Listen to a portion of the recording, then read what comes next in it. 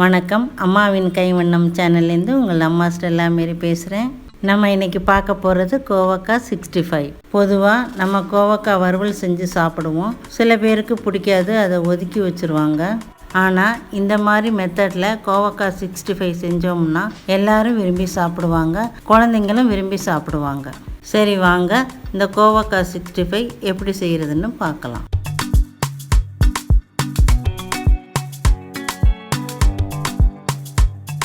இப்போ முதல்ல கோவக்காய் 65 செய்கிறதுக்கு 1/4 கிலோ கோவக்காய் எடுத்துருக்கிறேன். கோவக்காயை 2 பக்கம் கார்னரையும் கட் பண்ணிவிட்டு நீளமாக இந்த மாதிரி கட் பண்ணி வச்சுக்கோங்க.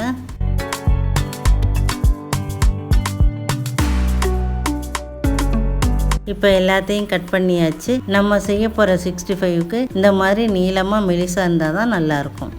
அடுத்து பாத்திரத்தில் 1 ஸ்பூன் சோள மாவு, 1 ஸ்பூன் மிளகாத்தூள், 1 ஸ்பூன் பச்சரிசி மாவு, 1/4 ஸ்பூன் கரம் மசாலா தூள், இஞ்சி பூண்டு பேஸ்ட் 1 ஸ்பூன், 1/4 டீஸ்பூன் மஞ்சத்தூள்.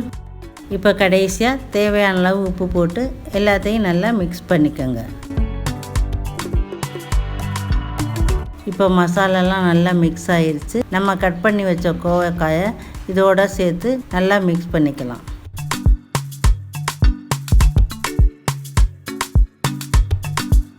கோவக்காய் நல்லா மிக்ஸ் ஆகிருச்சு. இது ஒரு 1/2 மணி நேரம் ஊறட்டும். ஊறினதுக்கப்புறம் எண்ணெயில் போட்டு பொரித்து எடுத்துக்கணும். எண்ணெயில் போடும்போது கோவக்காயை மொத்தமாக போடாமல் தனித்தனியாக பிரித்து போடுங்க. கோவக்காயை வறுக்கும்போது அப்பப்போ நல்லா கிண்டி விட்டுக்கங்க. நம்ம செய்கிற இந்த கோவக்காய் 65 எல்லாருக்கும் ரொம்ப பிடிக்கும். குறிப்பாக குழந்தைங்களுக்கும் ரொம்ப பிடிக்கும். என் பேரனுக்கு இதை நான் செஞ்சு கொடுத்துருக்கேன். என் பேரன் இதை விரும்பி சாப்பிட்டான். மசாலாவோட கோவக்காய் 1/2 மணி நேரம் நான் ஊற வச்சது மாதிரி ஊற வச்சுக்கோங்க. அப்போ தான் இந்த மாதிரி மசாலா பிரியாமல் வரும். இப்போ கோவக்காய் செவந்து ரெடி ஆயிடுச்சு. இப்போ பிளேட்டில் எடுத்து வச்சிடலாம்.